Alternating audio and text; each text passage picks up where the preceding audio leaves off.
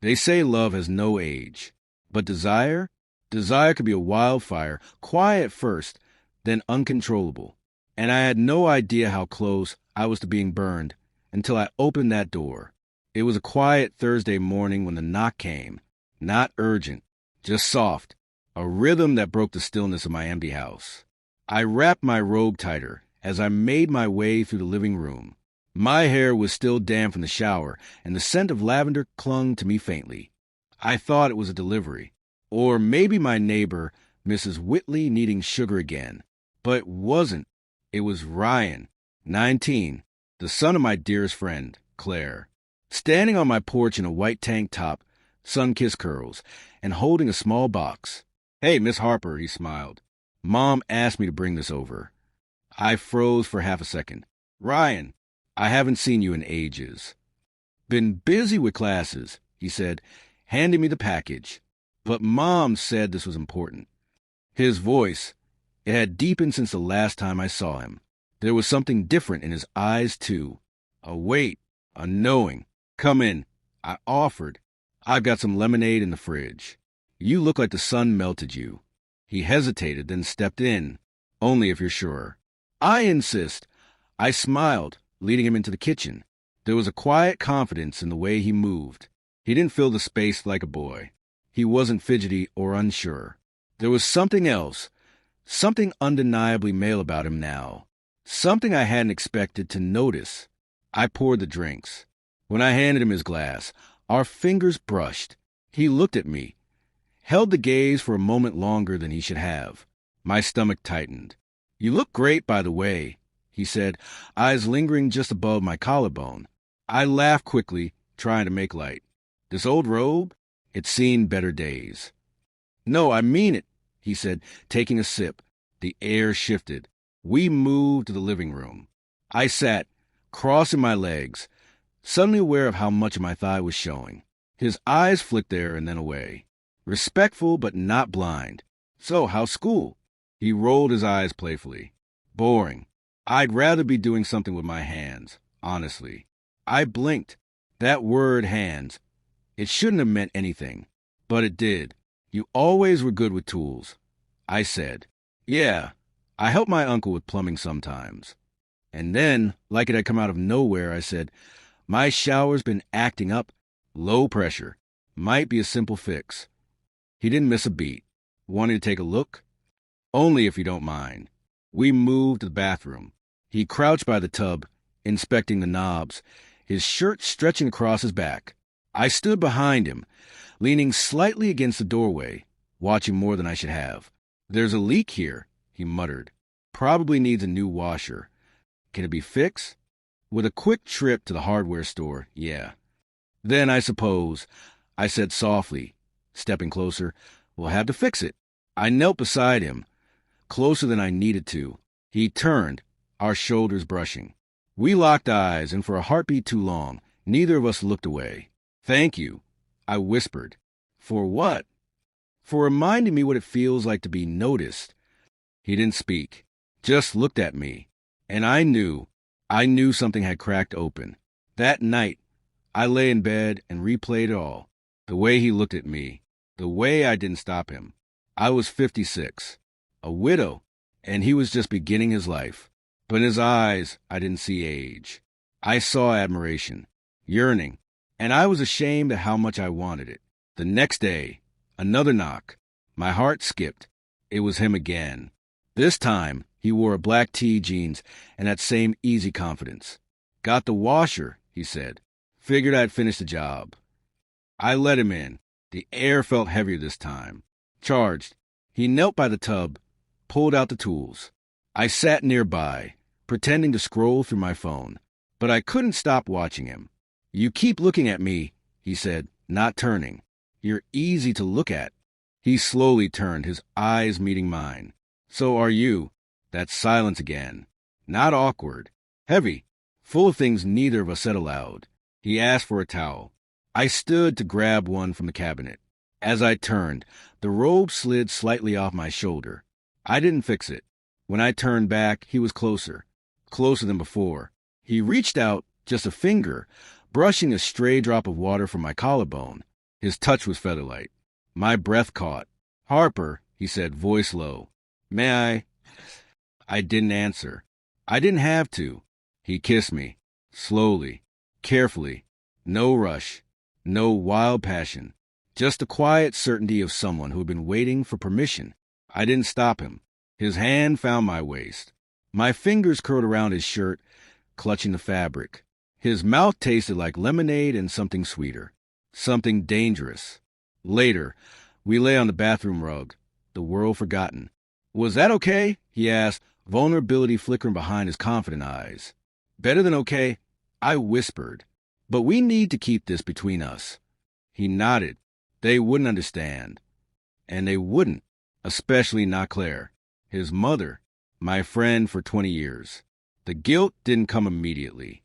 Not until 2 days later, when she called. "Ryan told me you fixed your shower," she said, her voice warm. "Said you two made pasta too. He said it was awful, but cute." I laughed nervously. Then she said, "He talks about you a lot, Harper. More than he should." My stomach dropped. That night, I texted him. "We have to stop." "Why?" he asked. "I love you." My hands shook. "Then love me enough to let me go," I replied. And I cried. Because love, real love, is knowing when to walk away before it burns down everything around you. I didn't hear from Ryan for 3 days. Not a single message. Not a call. Nothing. And yet, every time my phone buzzed, I secretly hoped it was him. Even though I was the one who ended it. Even though I knew it was wrong. My reflection reminded me of that every morning. The silence in my house only made it louder in my mind. "He's your best friend, son." But on the 4th afternoon, my phone buzzed, and this time it was Claire. "Hey, darling," she chirped. "Ryan told me he helped you with the plumbing. He said you were so sweet about it." My stomach turned, but I kept my voice steady. He was kind to offer. I appreciated it. He also mentioned you two made pasta. Said it tasted awful, but he couldn't stop laughing. I forced a chuckle. "Harper." Her tone dropped, softer now. "He talks about you more than usual. I know it's none of my business, but are you okay?" That question landed like a blow. Was I okay? I told her I was fine. I changed the subject. I hung up quickly and stared at my phone for what felt like hours. That evening I messaged Ryan. Asterisk, we can't do this anymore. She's starting to ask questions. Asterisk. His reply came instantly. "But I love you." 3 words. Simple. Devastating. I stared at the screen. My heart ached. I'd gone years without hearing those words. Not since my husband passed. Not since anyone saw me as anything more than someone to pity or help across the street. But I typed what I had to. Asterisk then loved me enough to protect me from this. From what it could ruin. Asterisk. He didn't respond. The next morning, the knock came again. I knew it was him before I opened the door. He stood there with a grocery bag in his hand. Pasta, tomatoes, basil, and a hopeful smile. "I want to make you dinner. A real one this time." I should have turned him away. I should have reminded him of everything we had to lose. But instead, I stepped aside.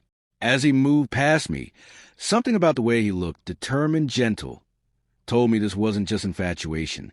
In the kitchen, he boiled water while I chopped tomatoes. We brushed shoulders. We shared small laughs. And yet, underneath it all, the tension was still there. Electric. Unspoken. Did I go too far that night? He asked quietly, not looking at me. I stopped slicing. "No, Ryan. You didn't. We both crossed that line. Together." He nodded slowly. "I know this isn't normal. I know people wouldn't understand. But I haven't stopped thinking about you." He stepped closer. "You're not just beautiful to me, Harper. You're everything I didn't know I needed." I didn't speak. I couldn't. My throat tightened. He gently reached out, brushing a loose strand of hair behind my ear. "May I kiss you again?" he whispered. I nodded.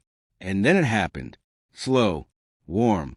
Like the world had shrunk down to just the space between us. We didn't rush. We didn't need to. Later, curled on the couch, half-eaten pasta on our laps, he leaned over and kissed my shoulder. "I don't want to hide anymore," he murmured. I turned to him. "You're 19, Ryan. You've barely begun your life. You make me feel like it matters, he said.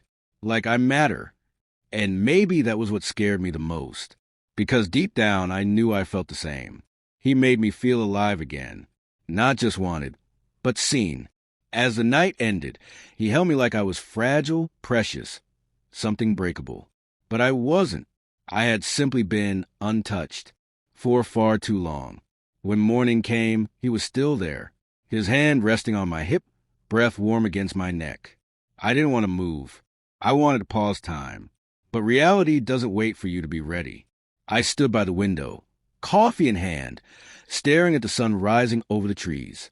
He wrapped his arms around me from behind. Morning, he said softly. I didn't reply right away. My mind was racing. Finally, I turned. We need to talk. He nodded, already sensing what I was going to say. This can't go on, I whispered.